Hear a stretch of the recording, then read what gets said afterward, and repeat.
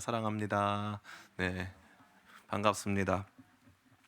우리는 오늘 아주 특별한 주의를 맞게 되었습니다. 코로나19라는 전대미문의 사태 속에서 장기간 보이지 못하던 우리가 이제 역사적인 대면 예배를 재개하는 순간이지요. 오랜만에 드리는 대면 예배이기 때문에 아무래도 우리의 마음이 서로 대면할 수 있다 이런 생각을 하게 합니다. 그래서 너무 오랜만에 만나니까 예배 자체도 어색하고 또 오랜만에 만나서 반가운 마음도 있는데 또 한편으로는 좀 이렇게 어색한 마음도 없잖아 있는 것 같습니다. 이게 다시 회복하려면 또 많은 시간이 소요되지 않을까라는 생각을 듭니다. 특별히 오늘은 우리가 다시 한번 모임을 재개하고 또 주님 앞으로 발자국을 떼는 시간이고 다음 주는 또 추수감사 주일로 같이 예배하는 시간이기 때문에 새로운 예배로의 결단 속에서 우리가 어떠한 마음으로 또 어떠한 모습으로 예배하며 나아갈지에 대해 고민하고 생각하는 시간이 되기를 원합니다. 아무쪼록 이 말씀 속에서 어떠한 마음으로 우리가 예배할 것인가 또 어떠한 마음으로 우리가 하나님 앞에 나아갈 것인가를 다시 한번 결단하게 되는 저와 여러분 다 되시기를 예수님의 이름으로 축원합니다. 아멘. 오늘 말씀 속에서 첫 번째 우리가 주목하게 되는 것은 바로 나아감이라는 단어입니다. 2절 말씀이 이렇게 말하고 있어요. 기쁨으로 여호와를 섬기며 노래하면서 그의 앞에 나아갈지어다라고 되어 있죠. 4절 말씀에도 뭐라고 되어 있습니까? 감사함으로 그의 문에 들어가며 찬송함으로 그의 궁정에 들어가서, 그러니까 나아가다, 들어가다 이런 동사가 등장하죠.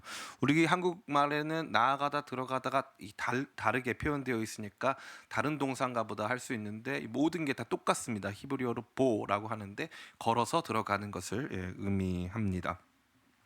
이것은 단순히 하나님을 예배하는 마음, 내가 하나님 사랑해야지, 하나님 예배해야지, 하나님 경배해야지라고 하는 이 마음을 넘어서서 우리로 하여금 구체적인 어떤 행동을 보게 하는 것이죠. 지금의 예배와는 달리 구약 성경 시대의 예배는 제물을 준비하여서 하나님께 나아가는 과정이 그리 간단하지 않았습니다. 자기 자신을 구별하고 또 예물을 구별하고 또 정해진 시간에 정해진 절차에 따라서 나아가는 준비 또 그런 나아가는 활동이 요구되고 있었다는 거죠. 그러니까 이 구약 성경에서 보여주는 예배의 모습은 실제적인 행동을 의미하는 것입니다. 오늘날 이 말씀에 대해서 많은 사람들이 오해할 수 있어요. 목사님, 그러면은 성전에 나오는 거, 주일날 아침에 버스 타고 또 자가용 타고 교회 오는 거 그거 중요하단 말씀이시죠? 라고 말씀하실 수 있는데 그렇지 않습니다. 오늘 우리 신자들에게 있어서 성전은 어디일까요? 이곳이 성전이 아닙니다. 여기는 예배당이고요. 성전은 따라해볼까요? 내 마음. 우리 마음이 성전이에요. 하나님께서 계신 곳이 성전입니다. 그래서 우리 마음이 성전이죠. 그렇다면 이 구약 성경의 예배와 우리 마음이 성전되어서 드리는 이 예배, 이 사이에서 우리는 어떠한 마음의 결단을 할 수 있습니까? 다시 말해서 우리가 실제로 막 교회에 열심히 나가고 막 이 아침부터 준비해가지고 막 목욕 재개하고 나오는 그러한 수고, 그러한 행동도 매우 중요하겠지만 근본적으로 하나님께 나아가고자 하는 열심, 하나님께 나아가고자 하는 열정이 필요하다는 거예요. 그러니까 그냥 가만히 앉아서 난 예배 드려야지, 가만히 앉아서 하나님 만나야지 하면 되는 일이 있다 없다? 없다라는 거죠. 하나님을 만나기를 원하는 사람은 하나님께 나아가야 한다는 것입니다. 제가 개인적으로 굉장히 친하게 지내는 목사님이 한 분 계세요. 감리교 목사님이신데 이 감리교 신학대학교 나왔는데 이제 감리교 신학대학원을 진학하려고 엄청 애를 많이 썼어요. 그런데 이제 사역을 하다가 이제 많이 지친 마음이 있고 해가지고 정말로 이 신대원을 오랫동안 못 갔습니다. 그 시험 보다가 이제 또 떨어져가지고 저한테 전화했어요. 그래서 전화해가지고 형, 나 기분이 너무 안 좋아, 너무 꿀꿀해, 떨어졌어, 이렇게 말을 하더라고요. 그래서 제가 처음에는 좀 위로하다가 계속 그렇게 좀 부정적인 말을 하길래 제가 그랬어요. 야, 너 목회자가 돼가지고 왜 나랑 씨름을 하냐? 하나님을 만나라. 가서 기도원 가가지고 기도원 가봤냐? 기도원 올라가가지고 거기 가서 하나님을 찾으라고, 하나님 만나라고 제가 권면해줬어요. 그랬더니 뭐 대답도 안 하고 전화 팍 끊어요. 전화 팍 끊어놓고 이 목사님이 그 당시는 이제 전도사님이었죠. 이 전도사님이 가만히 생각해 보니까 다른 모든 선배들은 가가지고 영화를 보자, 뭐 고기를 먹자, 인생 다 고기에서 고기다. 그래서 뭐 이랬다는 거예요. 그런데 저만 하나님 만나러 가자, 기도원 올라가라, 막 이렇게 얘기를 했다는 거죠.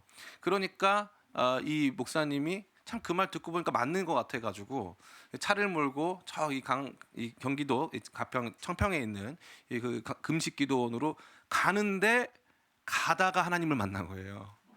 가는 길에.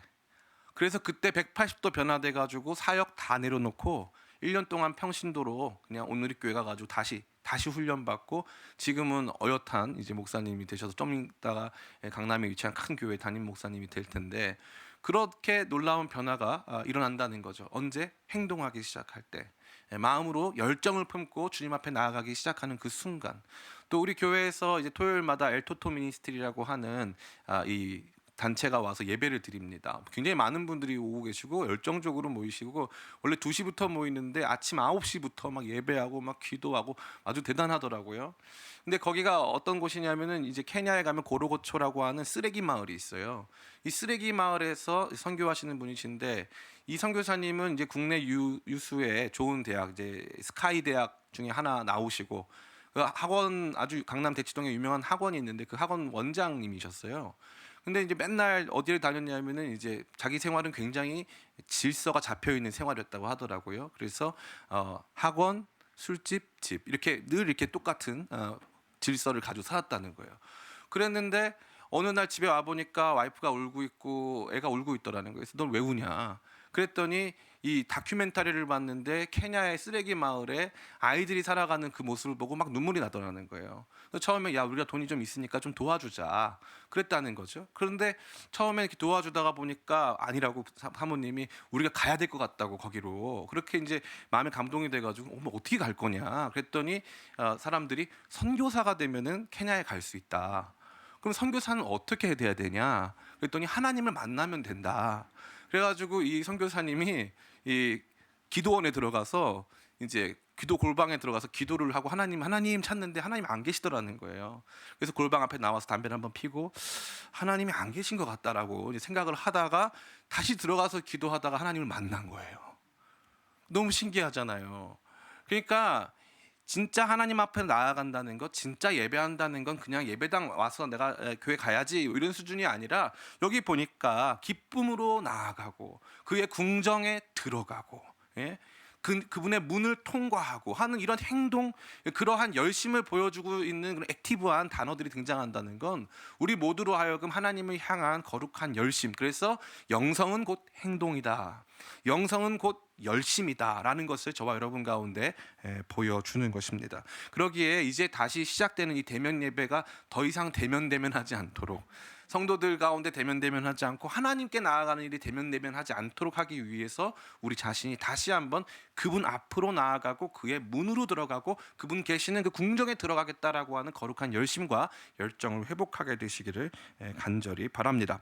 두 번째로 오늘 본문이 우리에게 보여주고 있는 이 예배의 모습, 하나님께 나아가는 사람의 모습, 바로 예배의 열쇠인데요. 예배를 열고 예배 안으로 들어가게 하는 굉장히 중요한, 하나님 임재로 들어가게 하는 열쇠가 무엇인가 하는 것인데, 따라해 볼까요? 기쁨과 즐거움.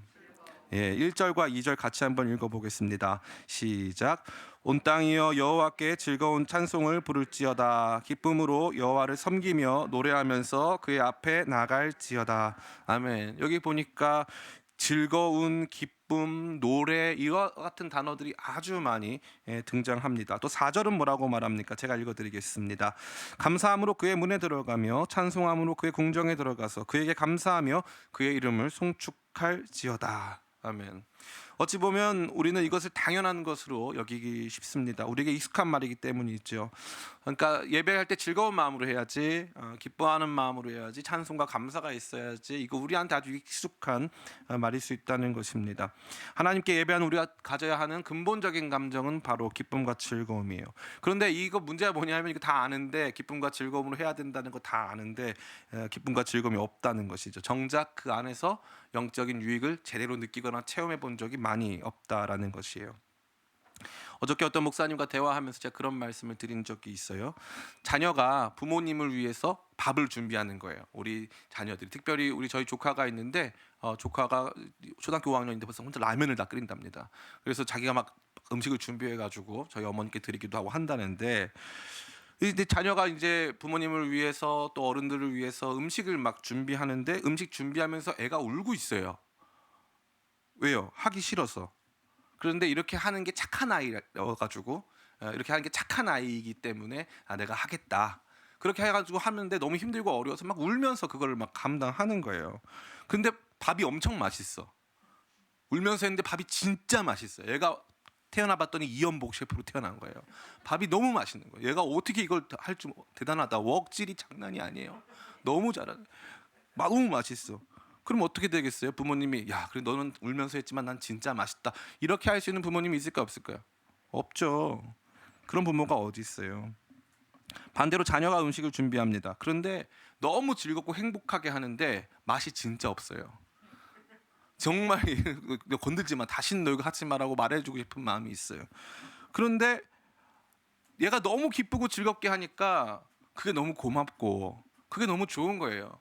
맛없는 음식을 먹어도 감사하고 재밌고 인생 살맛 나는 것이죠. 부모는 아마 그 자녀가 너무 고맙고 대견하고 자랑스럽게 느껴졌을 거예요. 하나님께 나아가는 우리가 기쁨과 즐거움 대신 강압과 의무로 울면서 나아간다면 하나님 마음 어떠실까요? 하나님께서 엄청 좋아하실까요? 너 그래도 주일 성수 잘했구나. 야, 너 그래도 신앙생활 잘한다. 하나님께서 막 칭찬하실까요? 그렇지 않다는 거죠. 절대 그렇지 않습니다. 예. 울면서 하나님 섬기는 거 하나님께서 좋아하시겠냔 말이에요.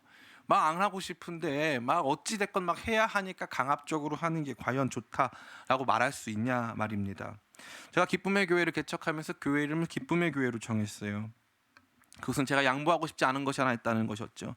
그것은 바로 기쁨이에요. 신앙생활은 기쁨이 중심입니다. 강압과 의무감, 여러 가지 형식화된 문화 속에서 영적 활력을 잃고 있는 성도님들이 너무 많았어요. 대한민국에 교회가 많죠. 성도님도 많이 계셨어요. 1200만 명 이상의 성도님이 계셨다고 예전에 인구조사에 따라서 우리가 본 적이 있어요. 지금은 대략 800만에서 900만, 또 실제적으로 신앙생활을 하고 있는 분들은 600만 명 이하로 볼 수 있습니다. 어찌됐건 그렇게 많은 분들이 계시지만 기쁨에 사로잡혀가지고 주일날마다 막 즐거움 속에 예배하는 분들을 찾기가 너무 어려웠어요. 교회에서는 여러 가지 부서, 조직, 제도를 만듭니다. 이 부서는 모두 신앙적 즐거움을 돕기 위한 것들이에요. 그런데 시간이 지나면 지날수록 이 안에서 서로 싸우고 반목하고 갈등하고 파벌이 생기기 시작해요. 그래서 참 안타깝게 생각하는데, 그런데 문제가 뭐냐면 이 부서를 없애지를 못해요. 없애지를 못합니다. 물론 이러한 모습이 사람들이 살아가면서 불가피하게 겪게 되는 상황임을 충분히 알고 있습니다. 그런데 딱 한 말씀만 여러분에게 드리고 싶어요. 하나님의 임재 안으로, 하나님 안으로 나아가며 드리는 가장 순수한 기쁨을 느껴보신 적이 언제입니까? 제도와 형식, 조직과 체계가 아닌 아주 순수한 즐거움과 기쁨 속에서 하나님께 예배했던 날이 언제인가 저한테 대답하실 필요는 전혀 없고요. 여러분 자신이 하나님 앞에서 한번 이 질문에 대해서 답해 보셨으면 좋겠습니다. 무화과 나뭇잎이 마르고 포도 열매가 없어고 양떼와 소떼가 난 없어도 난 여호와로 즐거워하겠다. 그것으로 만족하겠다라는 가장 순수한 그 고백. 우리 교회가 충분히 세련되고 체계적이지 못하다 할지라도, 주변에 있는 성도들과 내가 충분히 잘 어울리지 못한다 할지라도, 그저 하나님 앞으로 나아가는 기쁨과 즐거움에 온전히 사로잡히는 그 순간, 그 초점을 잃게 된다면 우리의 수고와 헌신은 어찌 보면 울면서 음식 만들어 드리는 것처럼 아버지를 부담스럽게 하는, 하나님을 부담스럽게 하는 수고와 헌신이 아니었는가 생각해 볼 수 있다는 것입니다. 그러기에 우리 자신이 다시 한번 회복하는 것, 중요한 게 무엇이냐면 기쁨과 즐거움이에요. 목사님, 기뻐할 게 있어야 기뻐하고 즐거워할 게 있어야 즐거워할 거 아니겠습니까? 예배드리는 것 좋아하고 즐거워하는 사람이 어디 있습니까? 예, 맞습니다. 그렇기 때문에 이 기쁨과 즐거움이라는 그릇에 채워야 할 것이 있어요. 그게 뭔지 아세요? 찬양과 감사예요. 찬양과 감사. 이 찬양과 감사가 울려 퍼지면은 그때부터 기쁨과 즐거움이 시작되는 거예요. 저는 기도가 안 될 때 언제나 하는 게 있어요. 기도가 될 때까지 찬양을 불러요. 기도가 될 때까지 찬양을 불러요. 기도가 될 때까지 찬양을 부르기 시작하면 갑자기 이 마음 안에서 다시 한번 새로운 감격이 시작되는 거예요. 내 맘에 주여 소망되소서. 주 없이 모든 일 헛되어라.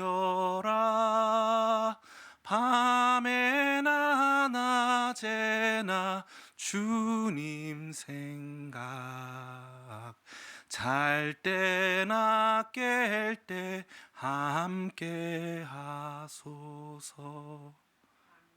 예, 이걸 또 부르고 또 부르고 또 불러요. 예전에 저는 나름 세련된 찬양도 많이 불렀어요. 신나는 찬양도 많이 불렀어요. 저희 처남이 우리나라에서 유명한 그 BTS에서 드럼 치잖아요. 그 처남이 저희 집사람 소개시켜줬잖아요. 저희 처남하고 같이 음악하던 사람이 있잖아요. 그런데 저는 지금도 기도가 안 나오면 이 찬양을 1시간이건 2시간이건 부르는 거예요.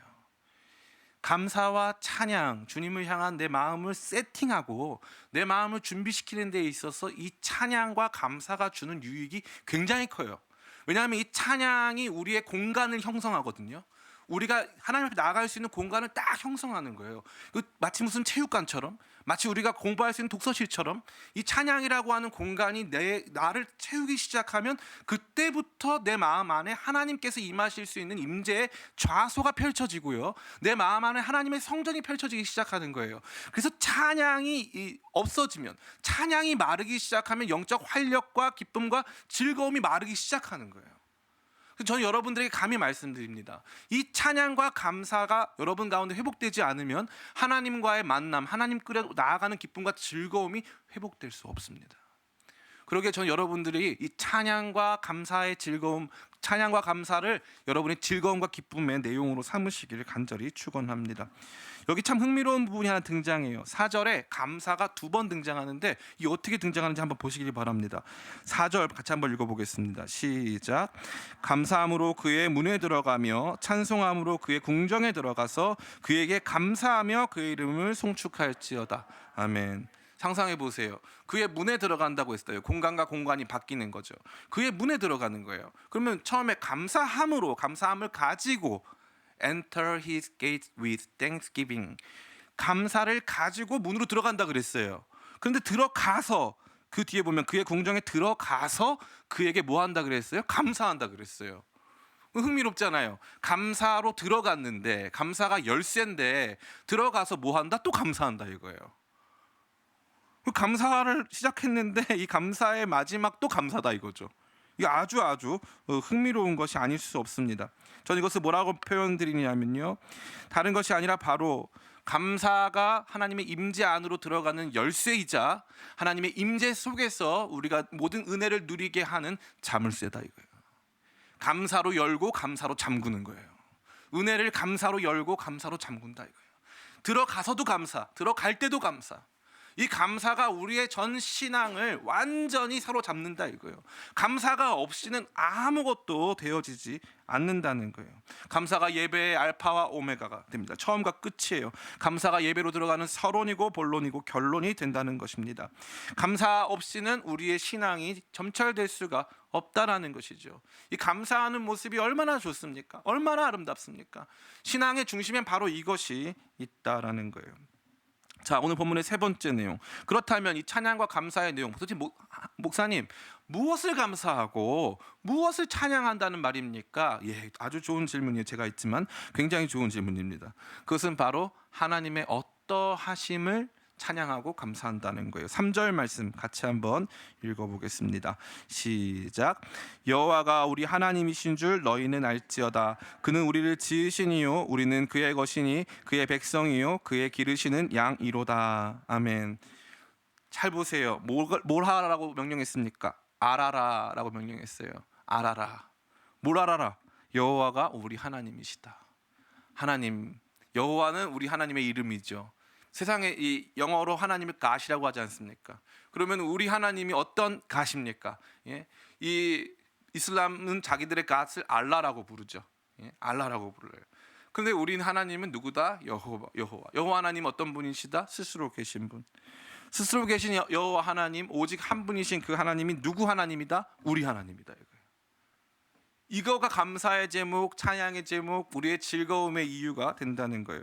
심지어 그분이 그러면 우리 하나님이 되시는데 뭐 하시냐 이거예요. 하나님 되셔가지고 가만히 계시냐, 영광만 받으시냐, 헌금만 받으시냐? 아니죠.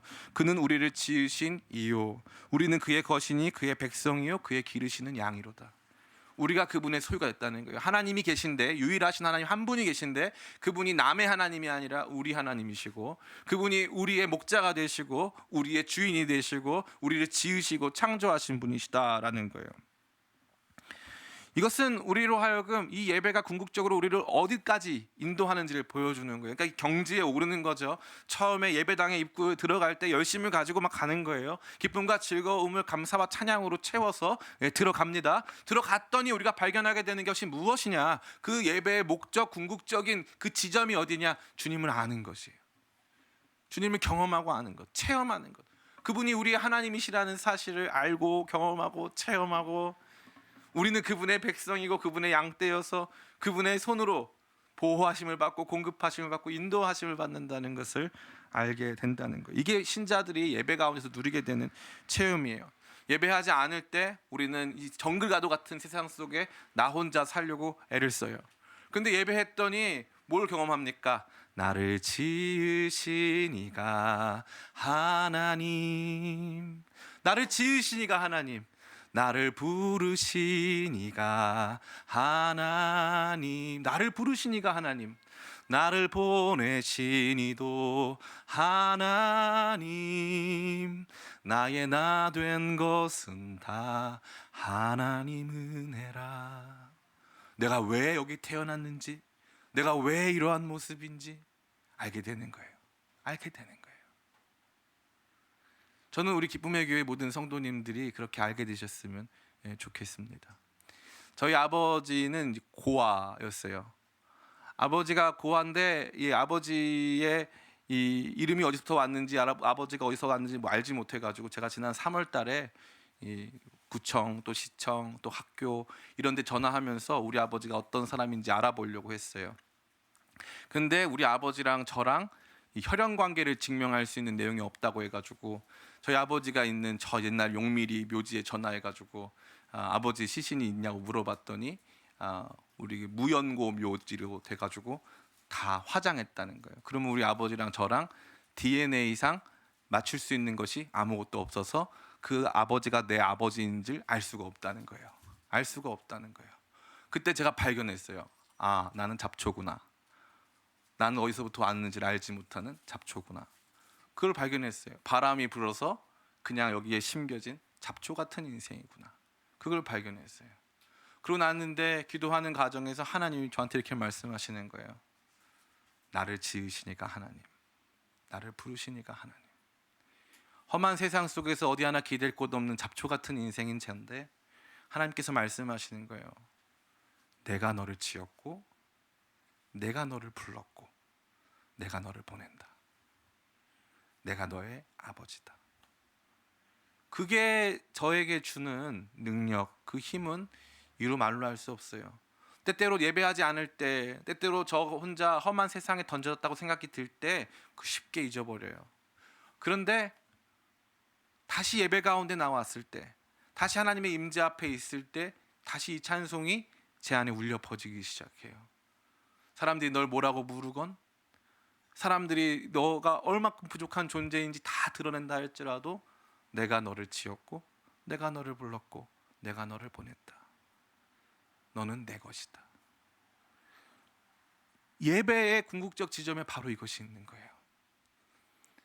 험한 세상에서 실패하고 남들과의 비교 속에서 처참히 무너진 그 순간 예배 가운데 나와서 회복하게 되는 것은 하나님의 안아주심이에요. 아버지의 안아주심. 그래서 우리는 이러한 기대, 이러한 소망, 이러한 하나님을 향한 우리의 이 사모함을 가지고 기쁨과 즐거움으로 찬양과 감사로 주님 앞에 나아가게 된다는 거예요. 심지어 예배 속에서는 또 무엇을 경험합니까? 5절 말씀, 우리 마지막 말씀인데요. 이 말씀하고 말씀 맞췄으면 좋겠습니다. 5절 말씀 같이 한번 읽어보겠습니다. 시작. 여호와는 선하시니 그의 인자하심이 영원하고 그의 성실하심이 대대에 이르리로다. 아멘. 하나님이 선하시대요. 그리고 그분의 인자하심이 영원하고 그의 성실하심이 대대에 이를 것이라는 거예요. 이거를 발견하는 거예요. 하나님이 선하시다, 나를 사랑하신다 이거예요. C.S. 루이스라고 하는 사람이 뭐라고 했냐면, 예수님을 믿지 않는 사람, 하나님을 믿지 않는 사람들에게 천국은 지옥이다. 왜 그렇게 말했냐면은 하나님하고 영원히 함께 있어야 돼가지고 천국은 지옥이라는 거예요. 왜냐하면은 하나님을 원하지 않고 하나님을 기뻐하지 않거든요. 그런데 그 하나님하고 영원히 함께 사는 게 천국이라고 하니까 그들에게 있어서 천국은 지옥인 거예요. 너무 힘든 거예요. 이 예배하기 어려울 때 어떤 마음이 듭니까? 요한계시록 보면은 밤낮으로 찬양만 부른대요. 큰일 났죠 이제. 천국 갔는데 야 이거 밤낮 찬양만 부른다? 난리 나는 거예요. 이거 진짜 어떻게 어디 도망갈 데도 없고 PC방도 없고 큰일 난 거예요. 이거 난리 난 거예요. 큰일 났어요. 근데 예배를 통해서 하나님을 알아가잖아요. 그 하나님이 나를 지으셨고 나를 보호하시고 공급하시고 인도하신다라는 것을 삶 속에서 예배 속에서 경험한단 말이에요. 그러고 나서 하나님의 어떠하심을 봤는데 이분이 생각보다 되게 선하시다. 하나님이 나를 미워하지 않으시는구나. 하나님 나 싫어하지 않으시는구나. 그리고 심지어 하나님의 사랑은 멈춘 적이 없구나. 나를 하나님께서 아시는구나. 이것을 경험하면서 예배가 완성된다는 거예요. 저는 여러분들이 예배하면서 이러한 감격과 경험들이 넘치시기를 간절히 바랍니다. 이제 말씀을 마칩니다. 오늘 이 말씀은 우리에게 놀라운 영적인 비밀을 알려주고 있어요. 하나님의 임재가 느껴지지 않고 예배의 감흥과 하나님 앞으로 나아가고자 하는 그 나아감의 원동력이 상실된 것 같은 그 상황 속에서 우리는 영적 무기력, 우리 예배의 무기력을 경험하게 되는데, 이러할 때 우리 자신이 다시 한번 마음에 결단하며 이 찬양을 기억하면서 이 말씀을 기억하면서 하나님 앞에 나아가는 거룩한 열정 가지시기를 축복합니다. 그 열정은 기쁨과 즐거움으로 채워져야 할 줄을 믿습니다. 힘들고 어렵다 할지라도 눈물, 억압, 의무감, 책임감 이런 것들이 아닌 그래도 기쁨과 즐거움으로 나아가리라. 목사님 저 기쁨과 즐거움이 없어요? 그러면 그 그릇에 감사와 찬양을 집어넣어봐라. 감사와 찬양을 집어넣어봐라. 찬양이 우리의 예배 공간, 하나님의 임재 좌소가 될 수 있도록 이 찬양을 계속적으로 불러봐라. 내 안에 내 인생 찬양을 가진 사람들이 축복이에요. 축복. 인생 찬양. 은혜가 떨어질 때마다, 감격이 떨어질 때마다, 내 삶의 목적과 의미가 상실될 때마다 부를 수 있는 찬양을 가진 게 정말 큰 축복입니다. 그 노래가 자기 주제가가 되는 거예요. 자기 주제가가, 내 인생의 주제가, 내 인생의 메인 테마가 있는 거예요. 그 메인 테마를 가지고 하나님 앞에 나아가는 저와 여러분 되기를 간절히 바랍니다. 그 가운데 그 메인 테마가 우리 가운데 보여주는 것은 무엇입니까? 바로 감사가 예배의 열쇠고 예배의 자물쇠다 이거예요. 감사로 여러분의 예배를 여시고, 그 감사와 기쁨의 찬양이 여러분의 인생의 가장 중요한 예배의 좌소, 하나님 임재의 좌소가 되시기를 축복합니다. 마지막으로 그러한 예배 속에서, 그러한 감사 속에서 하나님을 알고 만나고 체험하고 고백하고 나 자신의 삶에 선포하는 우리 모든 기쁨의 교회 성도님들 다 되시기를 예수님의 이름으로 축원합니다. 아멘. 제가 기도하겠습니다.